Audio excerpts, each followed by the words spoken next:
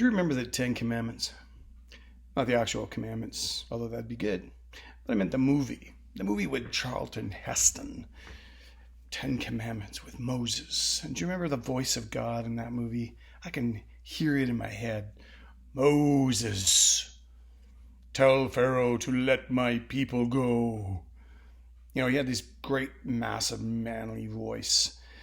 You know, and I used to think that's the way God spoke. That was his voice. You know, if he was like Mickey Mouse, Moses, let my people go, it probably wouldn't have been as authoritative or maybe goofy.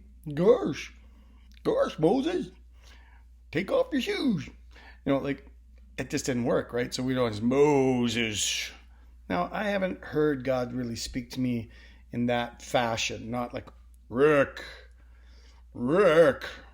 pick up that hitchhiker.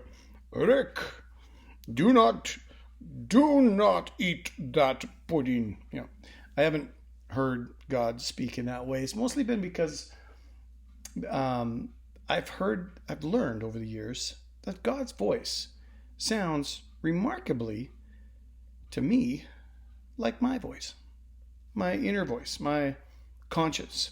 So I also noticed that he speaks in the first person as opposed to the third person, meaning Rick. You know, it's more of my own voice saying, I should pick up that hitchhiker, or you know, I should phone that person. I should talk to that lady. I should pay for that person's groceries. I should, you know, like it's first person. I should.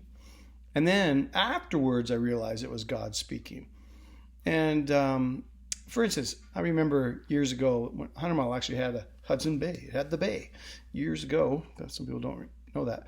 And I was in there, there's a big department store, and just walking through, and I see this lady, and this lady, she's struggling. She's just kind of looking pretty weak, and she says to me, you know, they should have chairs for people just to sit down in when they're tired. I said, yeah, it's a good idea. I left. And immediately I had this thought, I should go get her a chair. And almost as fast came the argument.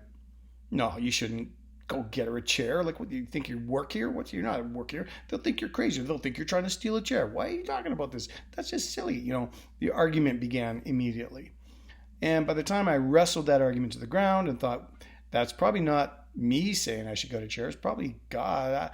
I should do that. I grabbed a chair, started walking toward her. She was long gone. I totally missed the opportunity. And I realized, God, I'm sorry. I think that was you and I missed the opportunity. Give me another chance. And he did.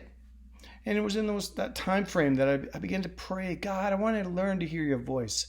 I want to really hear your voice. Like, what are you saying to me? That he gave me in 1 week, he gave me 3 separate encounters where it was the first person voice, I should. And it turned out to be God. First, I was at a youth convention with a bunch of the youth when I was youth pastoring. Had this little goofy little tempo car, and it was my car and all that. And I thought, you know, that was just the way it was. That's what I was always going to have, a little like crappy little car. Anyway, I was parked at McDonald's, and I was waiting for some youth to come out. We had a bus, but I was driving my car, and I was waiting for the youth to come out, and I had a little milkshake and I had a little hamburger. And I'm parked in a certain spot. I get this impression. I get this voice in my head saying, I should park over there. And I thought, the argument began. Why should I park over there? I shouldn't park over there. Why? I'm parked here. It's fine. I can park here.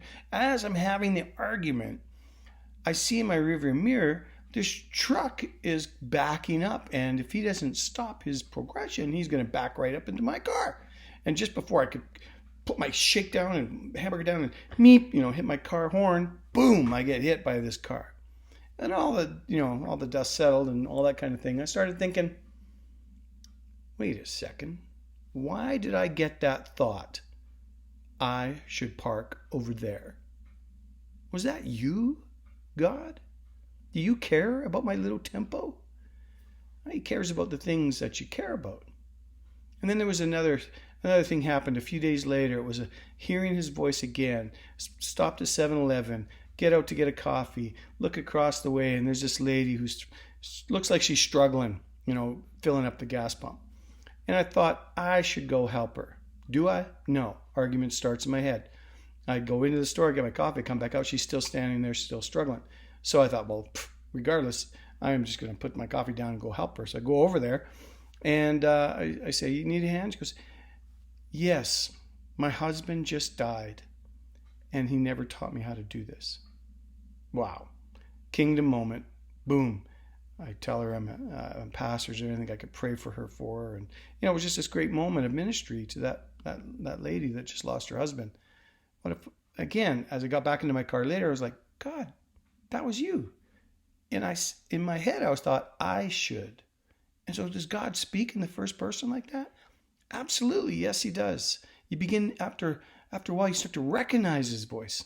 Now, Jesus said this in John 10:4. He said, my sheep know my voice. My sheep, in some versions, says, recognize my voice. They follow me. They know my voice. In John 10:27, let me read it to you. It says, my sheep hear my voice, and I know them, and they follow me. Now, the word know in the Greek is very intimate. The definition is actually this: belonging to a house or a family, domestic, intimate, belonging to one's household by blood, kindred. It's like, if my dad called me by name, Rick, I knew it was his voice. I didn't mistake it for my brother. I didn't mistake it for anybody else. I knew my dad's voice, right? You're familiar with it over time. So as we walk through this Christian life, you start to recognize the voice of God. Ask him, help me to recognize your voice, Jesus, when you speak. Don't get discouraged. It's a journey. It's learning. It's growing. Sometimes you're going to learn by missing it. Other times you're going to learn by you get it. You did something. It worked out. And you're like, man, God, that was you. And you learn to listen to his voice, even in the smallest little things. I remember like, Rick? No, it wasn't, Rick, clean the sink after you shave. It was, Rick, dude, clean the sink. I should clean the sink. And it was, I get it. And I'm like, God, thank you for helping me be a better husband. Right? That's how God speaks. First person, inside, never going against his word. He'll direct you. The Holy Spirit will direct you. He'll lead you into all truth. Listen. Does he want you to stop here? Does he want you to go there? Don't get all crazy into the section wacko. Just be listening, paying attention, because he speaks now one way, now another, though men may not perceive it.